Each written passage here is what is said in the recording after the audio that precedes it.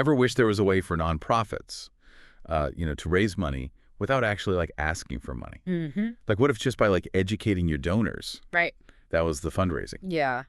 I think a lot of people would be interested in that. It's kind of like a fundraising utopia Right. in a way. Exactly. And that's what we're going to be diving into today. Okay. You shared some articles about this Pamper Me Network or PMN, and they're claiming to make this a reality Yeah. using webinars as the key. Yes. PMN is definitely turning heads with its approach. Instead of the traditional kind of, donate here, donate there model, Right. they've created a system where webinars themselves become revenue generators. And they do this by what they call social rewards. Okay. I'm intrigued, but also a little skeptical. How does a webinar magically turn into a fundraising machine? Yeah, it's not magic, but it is clever. Okay.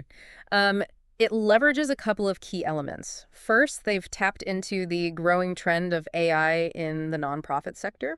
We've seen, a significant increase in AI adoption just between 2020 and 2023. Yeah, that 20% jump you mentioned in the research is pretty impressive. Why are nonprofits embracing AI so quickly? Well, I think it comes down to efficiency and impact. Nonprofits, like any organization, are always looking for ways to optimize their operations. And AI offers, really amazing tools to do just that. From identifying potential major donors, through data analysis to automating tasks, personalizing communication with supporters, Right. AI can really streamline a lot of those processes. So AI is the engine, but what's the fuel? How does PMN actually generate those social rewards that you mentioned? Well, their system is built around the idea that attending a webinar itself has value, Okay. both for the nonprofit and for PMN. Right. So they've essentially turned webinars into a new kind of currency. Each attendee triggers at least a $1 donation, Wow. which is funded by PMN and their advertising partners. So as a donor, I sign up for a webinar on, let's say, ocean conservation. I learn something new, and automatically a donation is made to that organization without me having to pull out my credit card or anything. Exactly. PMN and the advertisers are essentially betting on the idea that engaged attendees are more likely to become donors down the line. It's about cultivating relationships, building trust, rather than going for that immediate hard sell. That's a pretty radical shift from the traditional, donate now buttons that we see everywhere. Right. But PMN also claims that these webinars can become like profit centers for these nonprofits. Is that just hype? It's not just the initial dollar per attendee. PMN has a kind of a multi-layered revenue model. Okay. So nonprofits can earn up to 70% of ad revenue generated from their webinars. Wow. They can also promote their own products or services, offer memberships. You can even provide paid consulting. So it's about creating this holistic ecosystem where every interaction has the potential to generate revenue. Okay, I'm starting to see how this could add up, especially if a webinar goes viral and attracts a huge audience. Exactly. We've seen cases where nonprofits have raised PMN's platform from ad revenue and follow-up engagement with attendees. Wow, that's not bad for just hosting a webinar. No, not at all. But for someone who's maybe less tech savvy, how does this actually work? What are the steps involved? It's surprisingly straightforward. Nonprofits organize their webinars, which can be live or on demand, Okay. and then list them on PMN's platform. PMN provides a unique invitation link that also doubles as an affiliate link, which allows them to track attendance and attribute donations. So it's kind of like Eventbrite, but with a built-in fundraising component. That's a good analogy. Okay. And it gets even more interesting when you start to consider the role of AI. All right, let's talk about the AI piece. We know it's there, but how does it actually enhance the experience for both the nonprofit and the attendees? Well, PMN leverages AI to automate a lot of the engagement and follow-up that can be very time-consuming for nonprofits. Imagine, AI-powered chatbots answering attendee questions real time, or personalized email sequences, nurturing those relationships after the webinar. So it's not just about passive fundraising, it's also about active engagement driven by AI. Exactly. The goal is to make that entire experience feel seamless and rewarding for everyone involved. Okay. The nonprofit, the attendees, the advertisers, everybody wins. Yeah. And that's where those social rewards come back into play. PMN's system can track attendee engagement. Okay. Things like asking questions, taking polls, or downloading resources. Right. And based on that engagement, additional donations can be triggered. It's like a video game. Yeah. But instead of like leveling up your character, Yeah. you're leveling up your impact on a cause that you care about. That's a great way to put it. Yeah. It's about kind of gamifying that giving experience, making it feel more interactive and rewarding for the donor. And from the nonprofit's perspective, they're gathering valuable data about their audience's interests and preferences. That makes sense. But all this talk about data and AI also raises some red flags for me. Sure. How is PMN addressing privacy concerns, especially when it comes to donor information? It's a valid question, and PMN seems to be taking it seriously. They emphasize that they only share contact information for attendees of a specific nonprofit's event. Okay, So if you sign up for a webinar on animal welfare, your details won't be shared with organizations focused on, say, environmental issues or something like that. that seems reasonable. Yeah. But what about competitors? Could a nonprofit potentially see the attendee list of a rival organization? PMN explicitly states that this is not allowed. Okay, They have safeguards in place to prevent nonprofits from accessing competitor guest lists. Their focus is on fostering collaboration and expanding the overall reach of the nonprofit sector, right. not on fueling competition. Okay, that's good to know. Yeah. But what about PMN itself? Mm. Do they have access to all this attendee data, and how are they using it? So PMN does collect data on user behavior, but they claim it's primarily for internal purposes like platform improvement and targeted advertising. Right.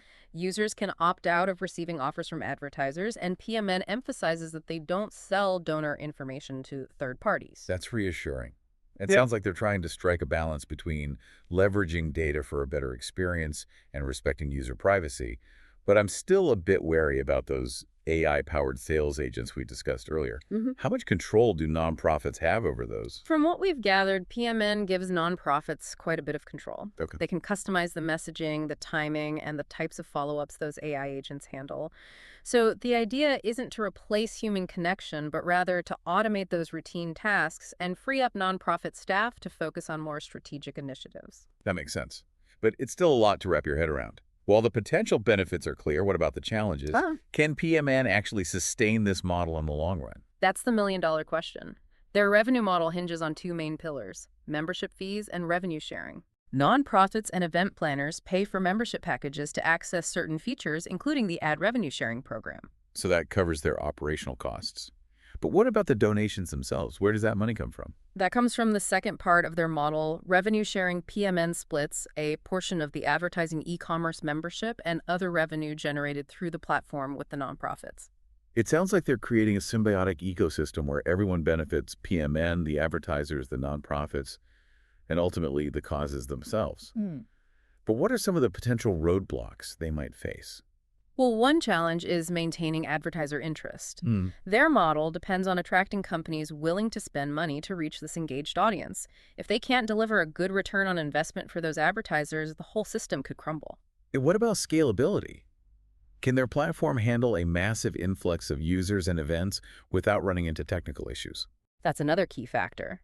As they grow, they'll need to invest heavily in infrastructure and technology to ensure they can accommodate that increased demand. And then there's the ever-present challenge of staying ahead of the curve in the tech world. Right. What if a new, more sophisticated AI platform comes along and makes their system obsolete? It's a valid concern. To remain competitive, they'll need to constantly innovate, adapt, and refine their technology. It's a never-ending race in the world of tech. But despite those challenges, they've tapped into a powerful trend. This idea of integrating learning and giving through technology. It's definitely an intriguing approach. It has the potential to reshape how we think about philanthropy, making it more accessible, engaging, and integrated into our daily lives. Yeah, it feels like we're really on the cusp of like a pretty fundamental shift in how nonprofits operate. If this model really takes off, what could it mean for the future of fundraising? Well, we could see the rise of what I would call effortless philanthropy. Imagine a world where supporting the causes that you care about becomes just a natural extension of your everyday online activities. Right. You attend a webinar on sustainable living, and a donation is automatically triggered to an environmental organization. You engage in a lively discussion about animal welfare, and boom, you've contributed to an animal shelter. So instead of feeling like you're constantly being bombarded with those donation requests, Right. giving just becomes seamlessly integrated into your learning and entertainment experiences. Precisely. And for nonprofits, this could mean a significant shift in their fundraising strategies. Mm-hmm. They could move away from relying solely on traditional methods like direct mail campaigns or gala events and focus more on creating engaging online content that attracts and educates a wider audience. It's like they're building a community around their cause Yeah. rather than just asking for handouts. Exactly. It's about cultivating a sense of shared purpose and making donors feel like active participants in the mission. Right. And with AI handling a lot of the heavy lifting, personalizing communications, tracking engagement, automating follow-ups, Mm-hmm. nonprofit staff can really focus on building those relationships and driving real impact. This also seems like it could be a game changer for smaller nonprofits or those with limited resources. Absolutely. This technology could level the playing field, allowing them to reach a global audience and compete with larger organizations for funding. They wouldn't need massive marketing budgets or sophisticated fundraising departments to make a significant impact. But like we discussed, there are also potential downsides to consider. Of course. What are some of the ethical implications we should be thinking about as this technology evolves? Well, one concern is the potential for clicktivism or slacktivism, Right. where people feel like they've done their part simply by clicking a button or attending a webinar without truly engaging with the cause or taking meaningful action. Yeah, that's a valid point. Mhm. It's important to remember that technology should be a tool to enhance our giving, not replace genuine commitment and action. Absolutely. Another consideration is the potential for bias in the algorithms that drive these platforms. If those algorithms aren't carefully designed and monitored, they could perpetuate existing inequalities in the nonprofit sector, favoring certain causes or organizations over others. So it's crucial to ensure that this technology is developed and implemented in a way that is equitable and inclusive, Mm. and that it truly serves the needs of the communities it's designed to benefit. Exactly. It's a powerful tool with immense potential, but we need to wield it responsibly and thoughtfully. Well, this has been an incredibly insightful deep dive. And I agree. So for our listeners who may be wondering how to apply these ideas, what's like the key takeaway? I think the main takeaway is that the landscape of philanthropy is changing rapidly. Mm-hmm. Technology is opening up new possibilities for how we give and engage with the causes we care about. It's important to stay informed, explore these emerging trends, and think critically about how they can be used to create a more just and equitable world. And if you're involved in the nonprofit world, whether as a leader, a staff member, or a donor, it's time to start thinking outside the box. Embrace innovation, experiment with new approaches, and remember that the future of giving is about more than just writing a check. Right. It's about building communities, fostering connections, and using technology to amplify our impact. Well said. The future of giving is in our hands, and it's up to us to shape it wisely. Awesome. Well, thanks for diving deep with us today. Thank you for having me.